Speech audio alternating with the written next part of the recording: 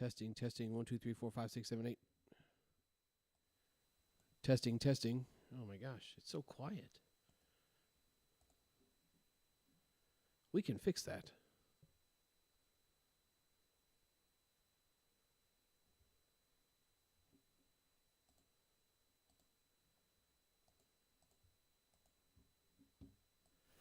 There, testing, testing.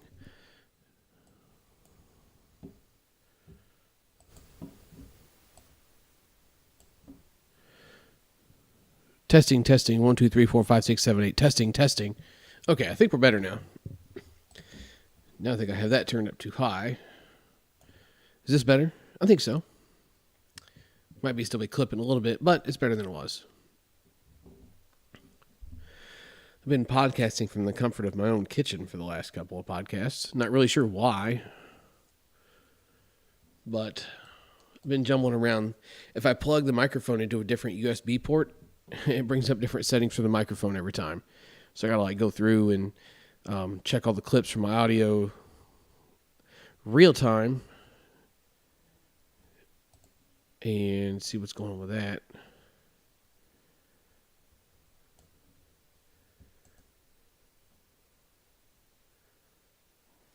And my computer is also running like a pile of turds tonight, so that's cool. Been trying to get this pulled up since 8:55.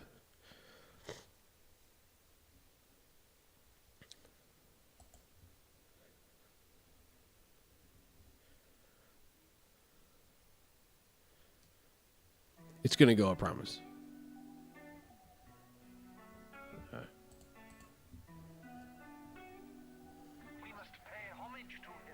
Okay, there we go. Got music. Got people. We're ready. Let's go. BP Hero Podcast S7E38 episode number 38. Gonna do the usual. Give everybody a couple minutes to kind of file in here. And while we're doing that, do yourself and myself a favor. Go share it around. You can share it on your own. You can copy and paste the link. Or you can share my post on Facebook, but let's do it.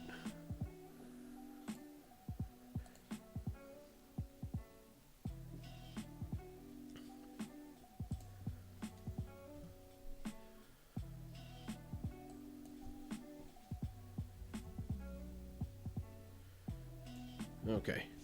I'm sure the uniform companies will be glad to see that I've been active on Facebook. Man, listen. I have been getting absolutely worn out by the uniform companies from overseas. I get it. Basically, essentially what they're doing is they're just doing cold calls, just like you would if you were in sales or anything else. But holy smokes, man. If I were to pull up right now, I don't have my computer docked, so I can't easily pull it up and show you. But I'm willing to bet that I get maybe 1 or 2 messages a week. Just it's a slow time of year usually. Everybody's winding down for playing league, so there's not a whole lot going on softball-wise. The page is really busy in the spring and early summer, and then it just kind of tapers off from there. But, like, I can look right now and see 1, 2, 3, 4, 5, 6, 7, 8, 9, 10, 11, 12, 13, 14, 15, 16, 17, 18, 19, 20, 21, 22, 23, 24, 25. 3 out of the last 25 conversations on my Facebook page are from actual people with softball-related questions. Everybody else has been trying to sell uniforms. We are a vendor for sportswear, activewear, gym wear, workwear. Please visit our website for further information. Best regards, Manzoor Ahmad, Business Development Manager, Dino Sports. Ronnie Sport wants to know, can we talk, please? PowerFit Industries. We are a manager, manufacturer, and exporter boxing gear and fitness gear. Muhammad Shabazz. Oh no, he didn't give me the sales pitch. Like, you tell these people that you're not interested, and they just beg you for their business. So they beg for your business. You just tell them no, you tell them no, you tell them no, and it gets old. So I decided one day, like, hey, all right, let's make something out of this. Because, like, it hurts the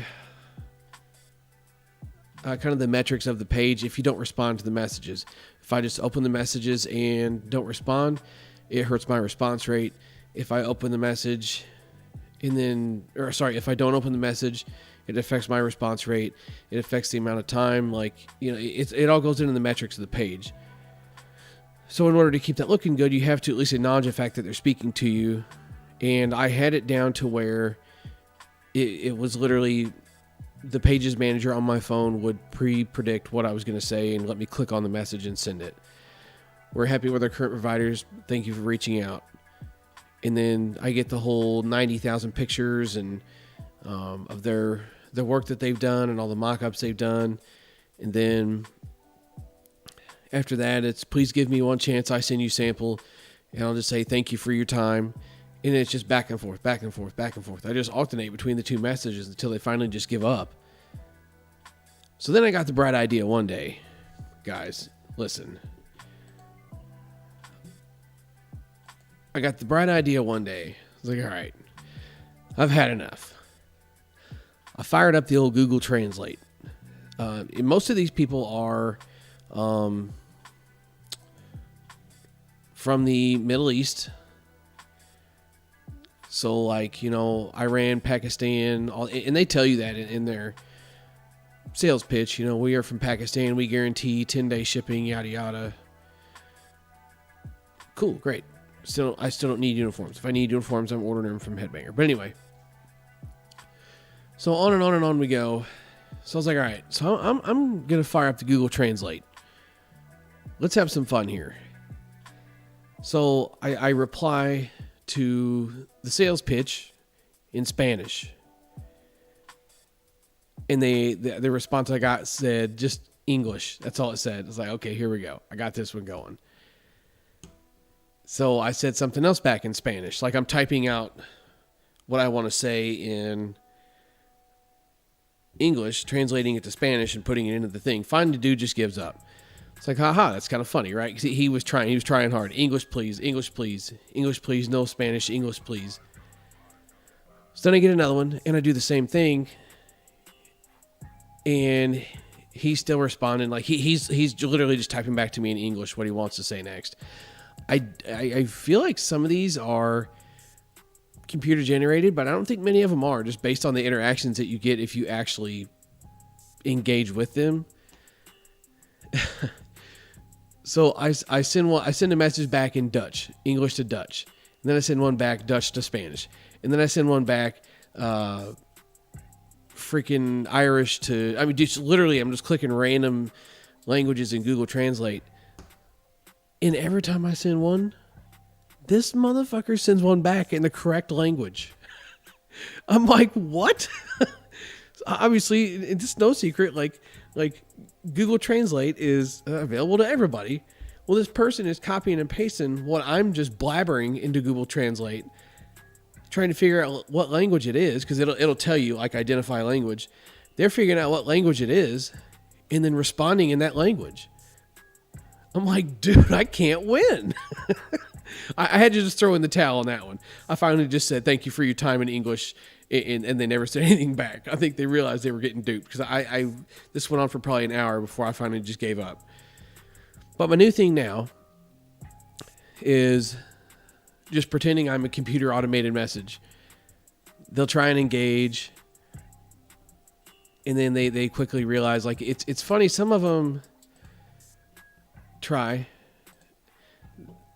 They really do try to. I'm doing one right now.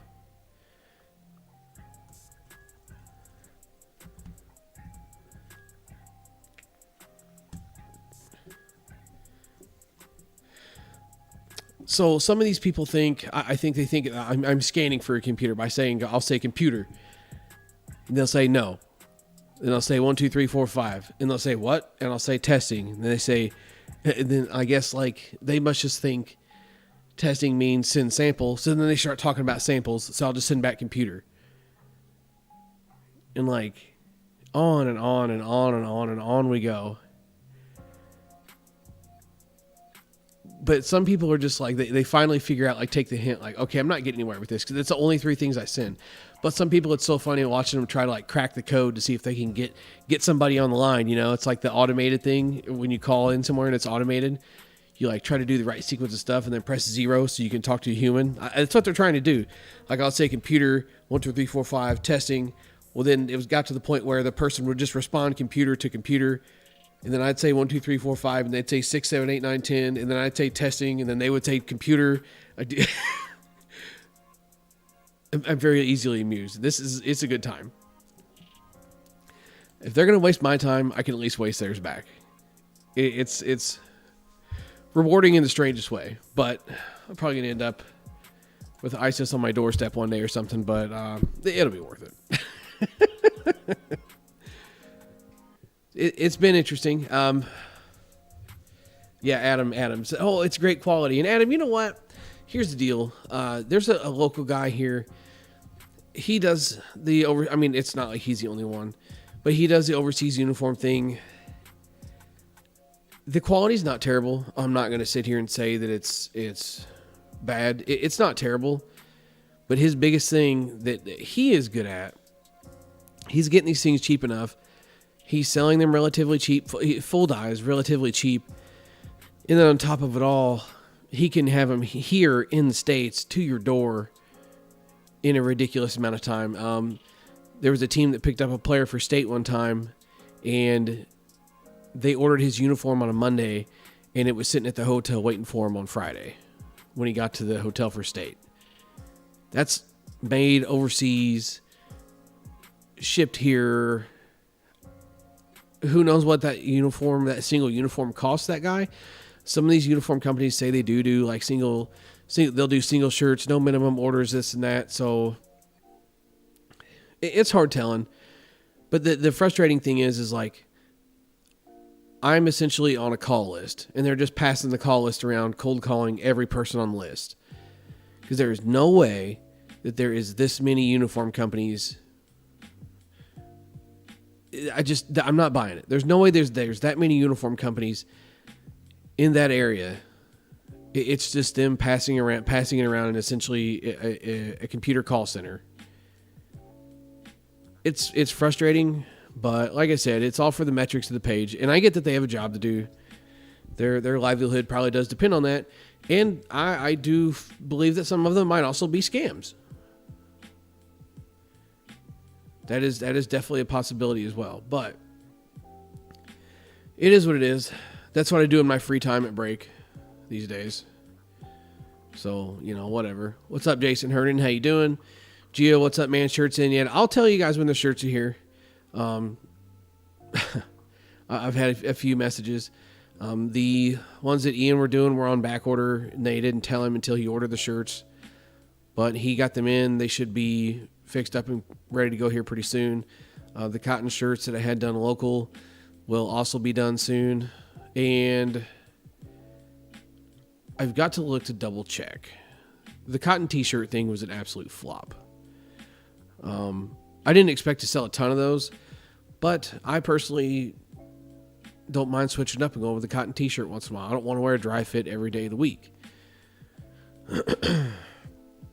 So I pictured them to sell better than they did. Honestly, I think I only sold 7 or 8 of those, and almost 30 of the Sunset Graphic t-shirt, the dry fit t-shirts.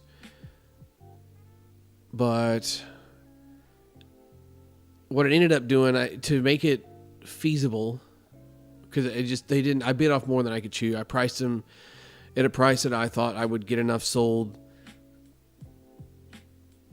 that I would break even on them, essentially, and I didn't.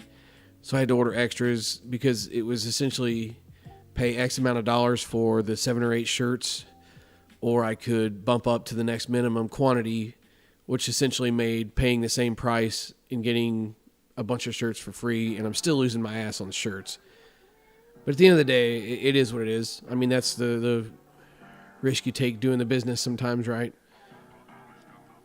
But I ended up ordering some shirts in long sleeve as well. Anybody that got a cotton t-shirt, I'll give you the option. I do believe, don't quote me on this, but I do believe I ended up just ordering short sleeves and then also ordered some long sleeves as well.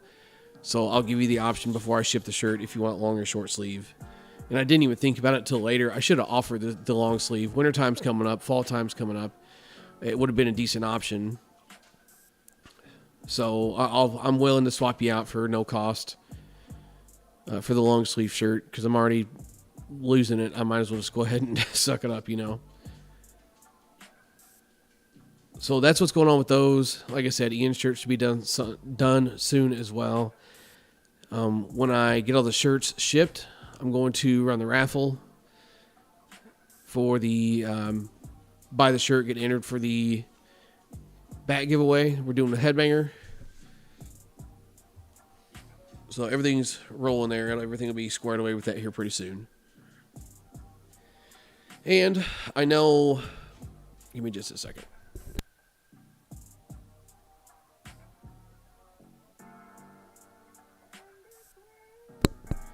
All right, so I know that I don't even have these shirts shipped yet, and I'm already going to run some more, but I wanted to get the ball rolling on doing some Christmas-themed shirts for the year. You know, like the big thing is the ugly sweaters, right? Ugly Christmas shirts, whatever. So I'm working on doing a BP Hero long sleeve, like ugly sweater, you might say. Headbanger's done them for a couple years. I've bought one both years. Going to do my own this year. It's going to be kind of our thing. Brian and my wife and I are all working together to put our own nice little twist on it. It's still going to be very Christmas themed, but with our own touches and kind of changes that we wanted to make to the shirt. So I know that, again, I'm don't even have those the previous shirts shipped yet, and I'm already starting on the next ones, but I want to have those done so we can have them for the holiday season. In the last couple of years, just because the guys at Headbanger are busy, and no discredit to them, they've always came through. It just, time gets away from you, and you don't start the order until it's time to get them done, and then 3 or 4 days before Christmas, they come in to hand out at the day of Christmas. It's the holiday season for me. I'd rather wear them like pretty much from Thanksgiving until Christmas for me is everything's fair game when it comes to like holiday themes, Santa Claus, yada, yada, yada. So I would like to have the shirts to wear during that time period. I can wear it once a week. I can wear it to several different Christmases. I can do this and do that with it. I can do all kinds of different things with the shirt if I have it soon enough. So I want to get that started soon so I can get it done soon so everybody can hand them out at Thanksgiving and wear them as much as they want until Christmas. I don't expect to sell a ton of those because it's going to be a really quick buy-in. And people are still waiting on the shirts that they just bought and then just bought shirts. I completely understand that. But I'm going to buy enough shirts for myself, and Brian will too, that we're going to have a decent size order as it is. But if you guys want in, I'm more than willing to throw you in. I'll probably open it for like 3 or 4 days.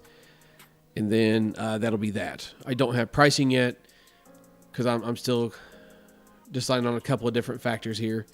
But that is the plan. I'm not going to show you what I've got mocked up because it's not even close to being done. But now that I'm done volunteering unnecessary information for the last 20 minutes, let's get into a couple of today's topics.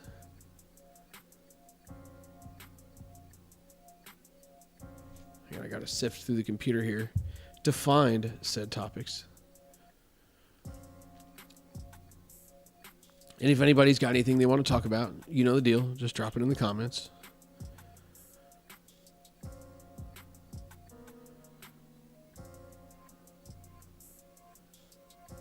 Let's see.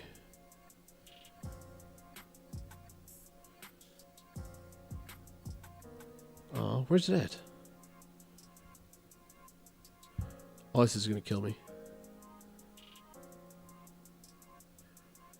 Okay, I can't find it. That's cool. Spencer, what's up, buddy? How you doing? I had a list of topics somewhere stowed away in my phone, and I can't find it. That's cool. That's going to aggravate me. Regardless, obviously we know what the... Spencer, you broke your ankle. What'd you do? Tip, yeah. So here's the deal with baseball. That actually is one of the things on the list. So if you haven't seen the video, go back and watch John Boy Media. That's JONBOY Media. On YouTube, they're on Facebook, they're everywhere. It was actually talking about Giancarlo Stanton and him icing pitchers is what the title of the video was.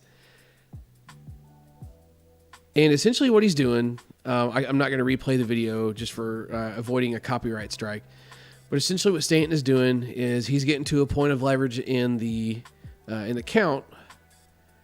Probably in the one in the video, the example he used was Stanton. He basically got a full count on himself, and it was a full count or 3-1, whatever it was. It was the next pitch mattered, is essentially what it boiled down to. So Stanton gets in the box, he gets set, the pitcher's set, and then Stanton calls time. He puts his hand up and he calls time, and then literally just sets himself right back up. He doesn't step out of the box. He doesn't take a practice swing. He is set in the box, ready to hit, calls time, gets time granted, never moves, and just stays set in the box. Next pitch, home run. Does this twice. He does it once, and then I think the next one was maybe a 2-1 pitch. I don't think it was a full count like the last one, but same thing happened. He's set in the box, doing a little crisscross applesauce thing with his feet that looks just absolutely insane, by the way. But when you're Giancarlo Stanton and you're as strong as he is, you can stand in the box all messed up looking and still hit a ball hard. Feet are crossed. He's in the box, holds his hand up, umpire grants time, and then he literally takes the hand that he calls time with, puts it right back on the bat. Right back on the bat.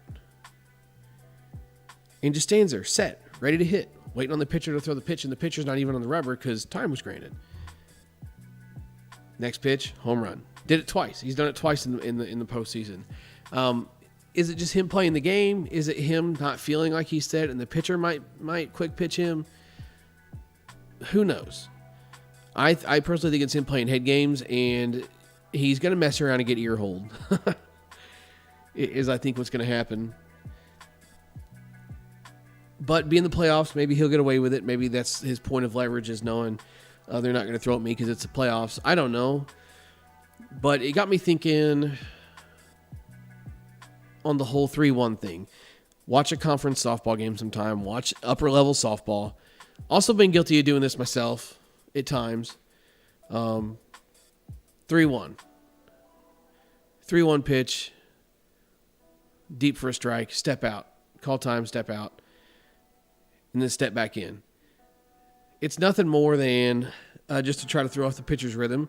A lot of times, being a pitcher myself, I'm grooving. I might intentionally go 3-1 on you just because I know I can dump a strike in. I'm not going to say no I can, but more times than not, I'm going to be able to dump a strike in to fill the count. And basically what that's going to do is if I feel good with my command that day, that forces me to fill the count without you having a pitch to hit.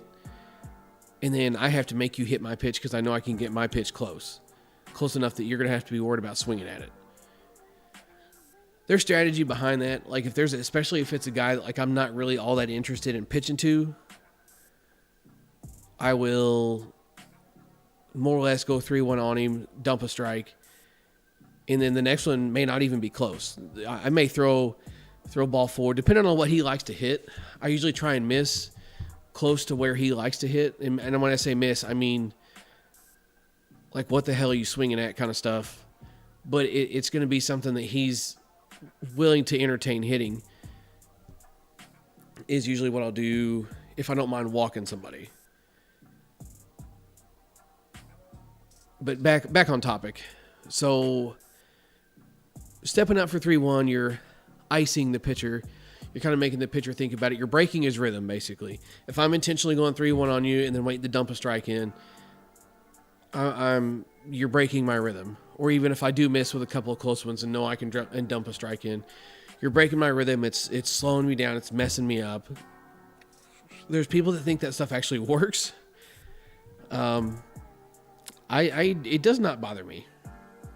As a pitcher, I can say, Tip, you're here too. Gio, you're here. Spencer, you're here. It does not bother me to have someone do that to me. It does not faze me at all. About the only times I will do it is if I need to stop and think about the situation I'm in. I've already kind of got a mindset when I get in the box of what I want to do. But if I need to like double check myself or I need to kind of survey again what I want to do, I'm not even like looking at the defense. What kills me is, you look at the defense and you're figuring out where somebody's standing and this and that. And I very seldom choose where I hit the ball based on what the defense is doing.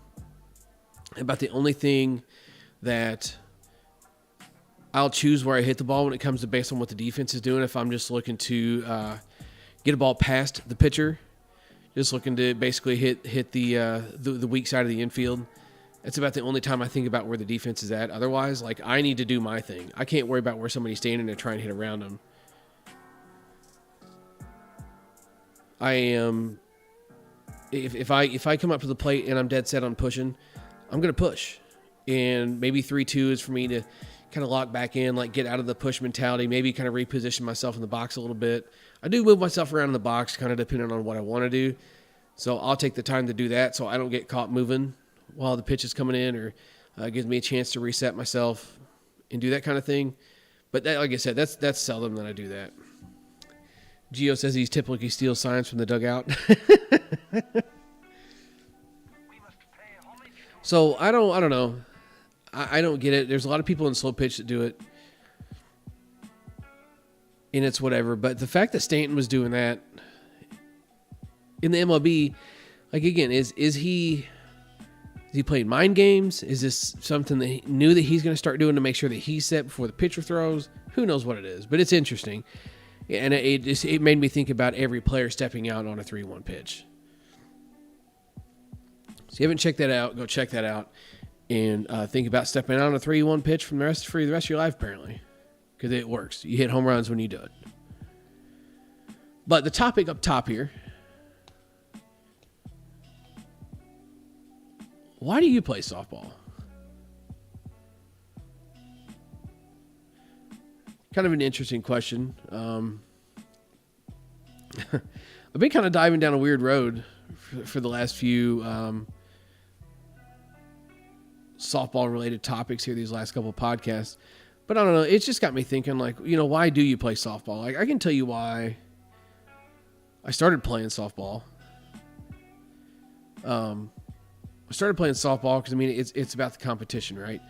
You live for the next weekend.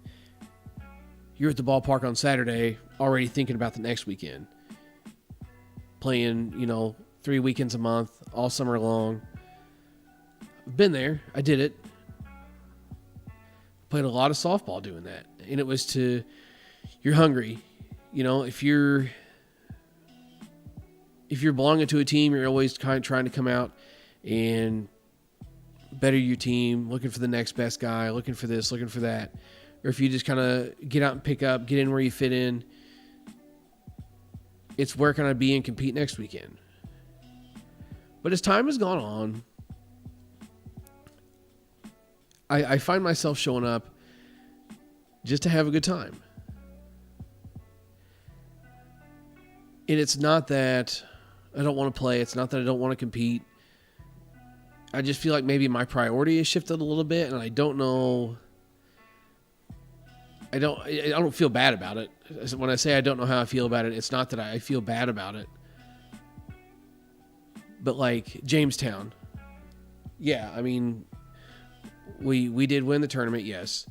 But I didn't show up just because I thought we were going to win the tournament. I didn't have a team. I got asked to play. In the team that we were on, just happened to win.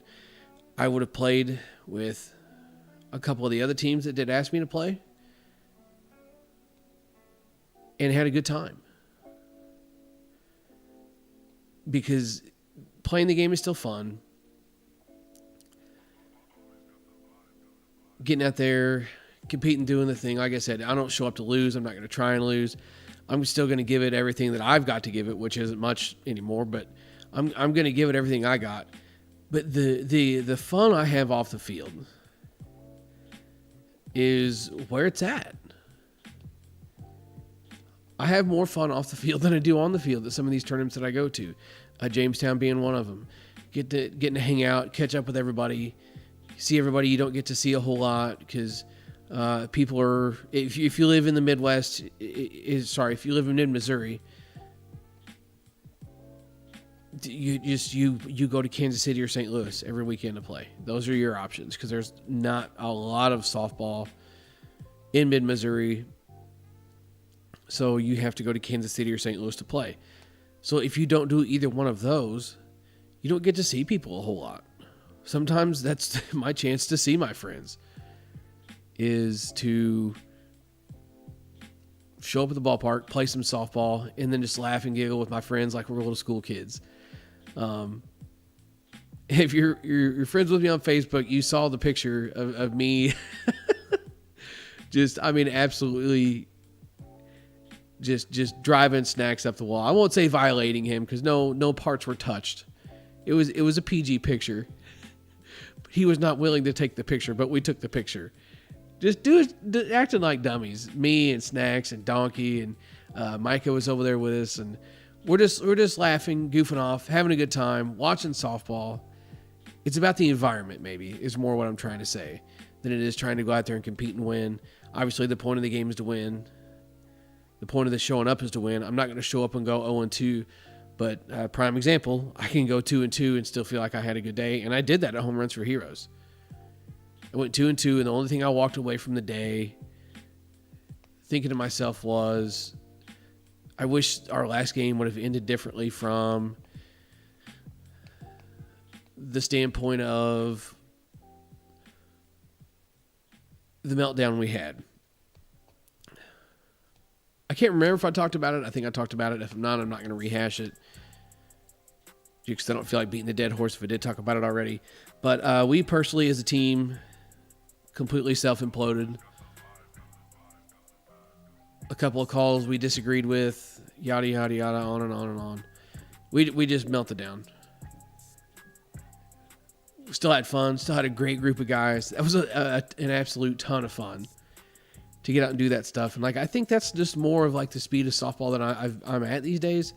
And I don't know if it's because I haven't played competitively in a while,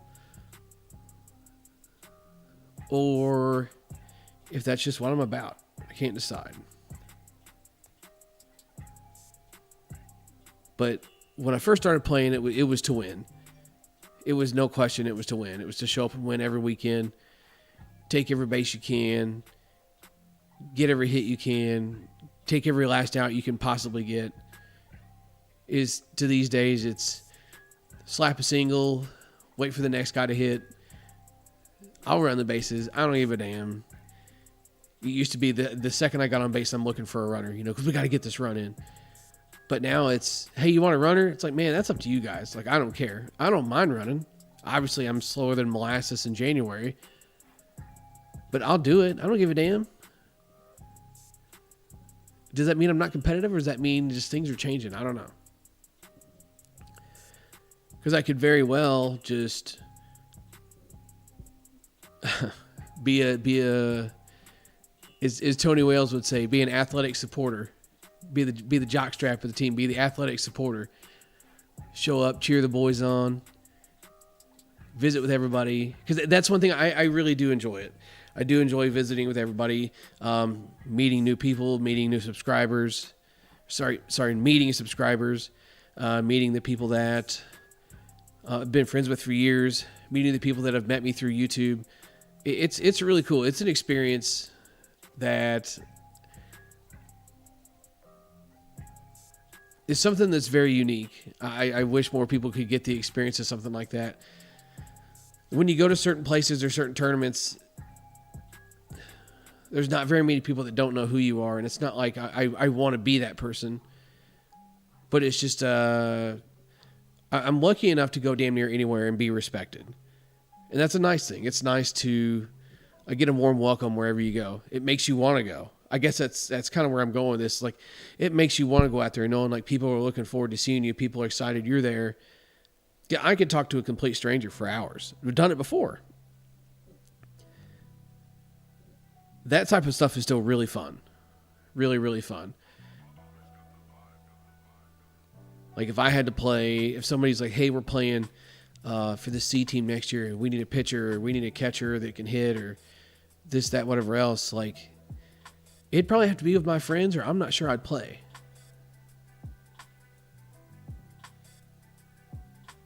I don't know. Is it that I want to compete with my friends or is it that I want to play with my friends, you know?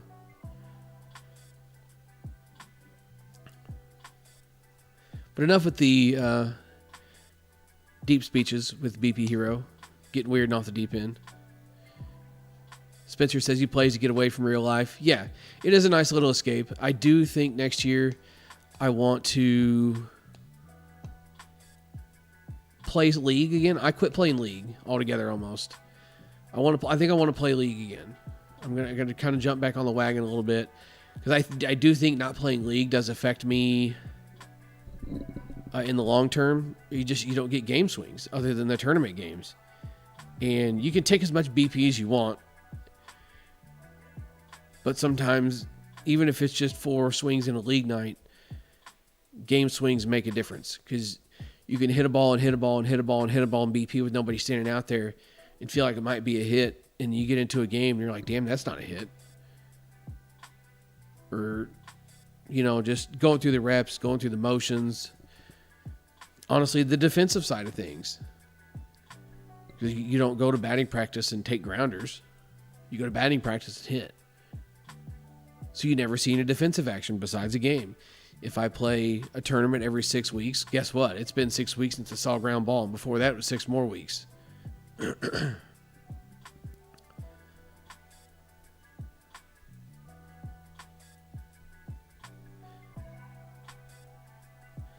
Jason says he loves playing the game. Play because I love playing the game. Enjoy the competition and playing friends. And that's also fun too, is like playing your friends. That's why I kind of like some of the smaller stuff sometimes, is just being, around a block for so many years at the local level. You go to these smaller tournaments and there's a decent chance you've played with or against a lot of the people that are there on other teams for quite a while. So it's always kind of nice to catch up with them. You can play and battle with them and go back and forth. That's always a good time too. So I do enjoy that. Eric says, Eric, you forgot about the podcast. You're out eating, having a Buffalo Reuben burger. Excellent. That does actually sound pretty good. I'm not going to lie.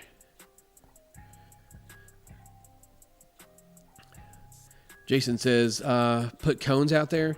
See, and I could put cones out there. You're talking about putting cones out in BP for practice, to practice hitting against the defense. And like I said, it's not even the hitting against the defense so much as it is just like when it comes to the offensive side of the ball, it's situational hitting. When you go take batting practice, you're just standing there hitting. It's not situational hitting. You don't really think about the swing you take. You don't care if you miss because you get another swing. But when it comes to a game swing, if that's something you don't get a ton of, sometimes it's hard to stay sharp. So it's not necessarily hitting against a defense. Like I mentioned that earlier. I don't know if anybody heard it or whatever else, but I don't really worry about what the defense is doing. I'm going to hit the ball where I want to hit the ball. Because more times than not, where I'm planning on hitting the ball, the defense will not be anyway, unless somebody is completely out of pocket. I'm not trying to hit a blade of grass, but I'm also not looking to hit around a defense either, and also just being someone who can hit a ball hard accidentally at times. It's a me versus you thing, and that's one thing that has been humbling about playing more sanction ball when we were playing D-ball against some of the better teams and in playing the dabble of C-ball that I have. Hit something as hard as you want, somebody's just going to suck it up. So maybe that's something I also need to work on is, again, maybe trying to focus on hitting more gaps, hitting more lines. Who freaking knows?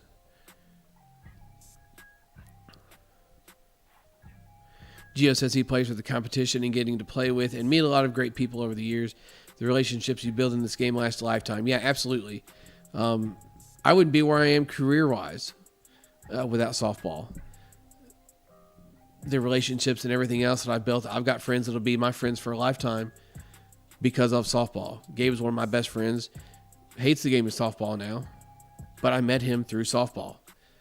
And, I mean, we'll be best friends until the day we're not on this earth anymore.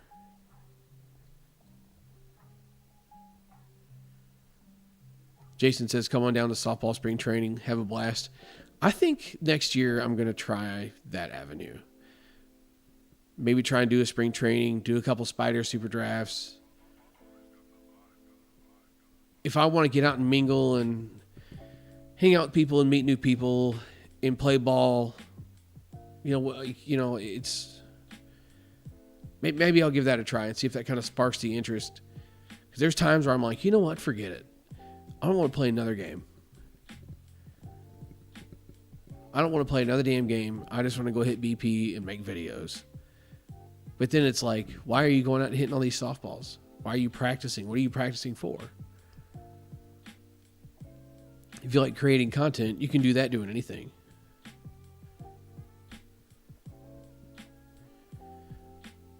Tip, I'll be 35 next year, so I'm still a ways out from senior ball. That's why I'm trying to find more senior guys to dabble into the senior reviews. Hopefully that's been going well, by the way. I really enjoy having Snacks on the channel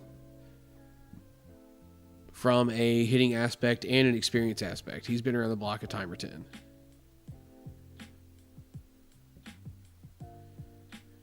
Q says he didn't travel a lot when he was younger, and softball has allowed me to travel to states I probably would have never gone to otherwise. Yeah, and that's definitely another side of things that was fun when I was younger, but that's kind of my other thing with the last few years of softball.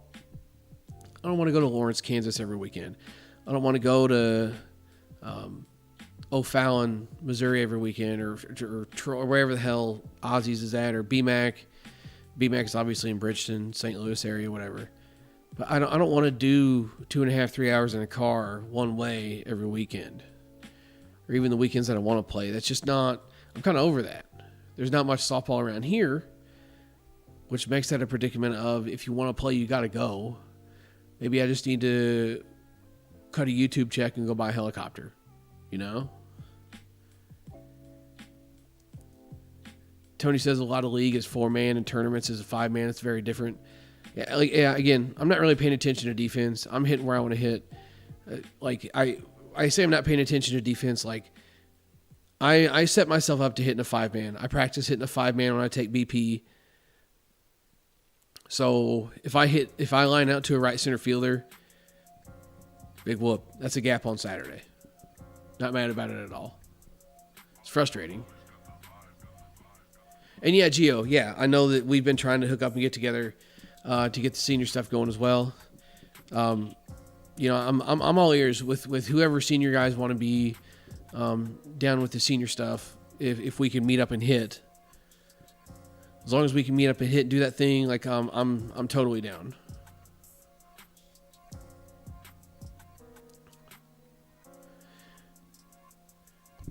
Gio, you got the Ultra Gamer Max Load for $40. Dang, that's a steal right there. What a steal. I did end up getting in contact with Jay as well, by the way. I'm going to trade that in-loaded Suncoast Melee Max for the one-piece balanced. I'm probably just going to throw it in the mail and send it straight to Snacks. If you guys want to do something with that, you can.